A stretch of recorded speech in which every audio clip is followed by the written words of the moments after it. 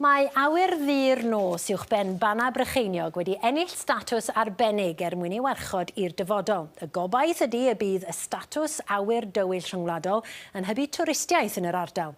Dim ond 4 lle arall yn y byd sy'n rhannu'r fraint, sef Exmo yn Lloegr, Seland Newydd, Canada a Namibia. Wel, mae'n gohebydd Gwenfair Griffith yn y parc heno. Gwenfair, be allwch chi weld yn y twllwch na? Wel, mae'n noson glir yma heno, Bethan, ac mae'n olygfa wych o'r sêr a'r lleiad tu ôl i fi. Allwn ni weld clwstwr lan fyna yn y ffurfafen. Ac mae y parc yn gobeithio, bydd llawer mwy o bobl yn dod yma i fwynhau'r olygfa dros y cyfnod nesaf yma nawr. Maen nhw wedi bod yn gweithio ers 2 flynedd mwyn cael y statws yma a chael help gan y gymuned leol. Ac mae'n debyg, mae rhai swyddogion yn gweud eich bod chi'n gallu gweld y llwybr lleithog ar noson glir fel hon. Wel, un sy'n gwybod llawer mwy am hynny yw Dr Rodri Evans, yr astroffisegwr o Brifysgol Caerdydd. Faint o wahaniaeth fydd y statws yma i gael nawr? Wel, dwi'n meddwl bydd yn gwneud gwahaniaeth mawr. Gan fod dim ond 5 yn y byd, wrth gwrs, bydd BannauBrycheiniog yn mynd yn fyd enwog fel lle i fynd i weld y sêr. Ac gobeithio felly bydd yn denu pobl i'r ardal hon i weld nid jyst wrth gwrs y sêr gyda'r nos, ond wrth gwrs mae'n teithio ar prydferthwch yr ardal yn ystod y dydd hefyd. Pa mor bwysig yw ei bobl fel chi, yr gwaith i chi'n ei wneud?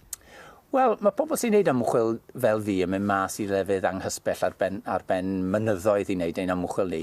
Ond wrth gwrs, mae'n bwysig bod y genhedlaeth nesaf yn gallu gweld y sêr fel nes i pan o'n i'n cael fy magu yn Sir Benfro. Ac yn anffodus, byw yn ne Cymru, mae'n anodd iawn i weld y sêr, ond mae hwn jyst 1 awr i ffwrdd o lefydd fel Caerdydd, felly mae plant yn gallu dod lan fan hyn a'i gweld nhw. A beth allwn ni weld fan hyn byddwn ni ddim yn gallu gweld yn rhywle fel Caerdydd?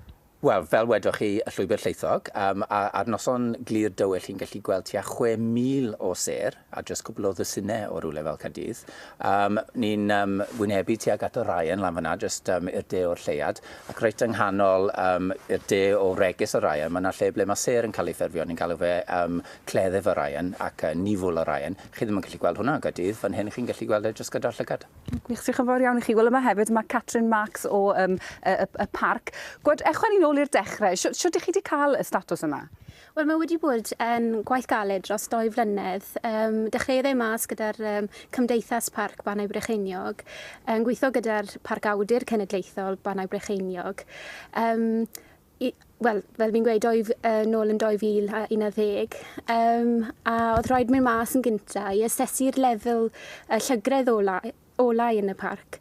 A wedyn ar ôl hynny, mynd mas siarad i cymunediadau a busnesau yn y parc i egluro amdano'r prosiect a beth o'n i trial gweithio at. A chi nawr gobeithio bydd llawer mwy o bobl yn dod yma? Gobeithio, achos ni'n gobeithio bydd lot fwy pobl yn aros dros nos, wrth gwrs mae rhaid aros dros nos i weld y sêr. So ni'n gobeithio bydd reswm arall i dod i'r parc. Diolch yn fawr iawn i'r ddoi ohonoch chi. Wel, y gobaith yw y bydd y parc nawr yn rhywle lle all cenedlaethau ddod weld y sêr, Bethan. Gobeithio wir, diolch Gwenfair ar y Banna. Sêr y byd rygbi.